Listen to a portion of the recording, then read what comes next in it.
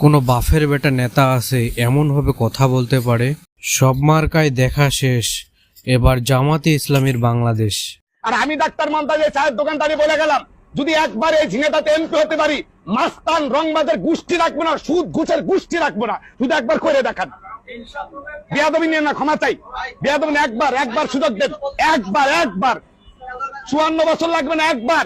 এই যে কথায় কথা মানুষ খুন, আমার ভাই খুন, আপনার ভাই খুন, দলের জন্য একটা খুনের জন্য 10টা খুন ঘটাই দেবো মুহূর্তের ভিতরে। কিসের খুন? এই খুনাখুনি বন্ধ করতে হলে একমাত্র ইসলামের প্রয়োজন। এটা আমরা বলে করি যে হুজুরা পারবে না, পারে কি পারে না একবার দেন। 5 বছরের ভিতরে ঝিনা গাছিরাকে 5 বছরের ভিতরে ঝিনা গাছিরাকে খুন ধর্ষণ শূন্যর কোটায় নিয়ে আসবো, শূন্যর কোটায়। একবার এমপি হলে 5 বছরে শূন্য, 5 বছরের ভিতরে খুন শূন্যর কোটায় আসবে, ধর্ষণ শূন্যর কোটায় আসবে, চাঁদাবাজ শূন্যর কোটায় আসবে। তারপরে কি কয়, সন্ত্রাস সংবাদ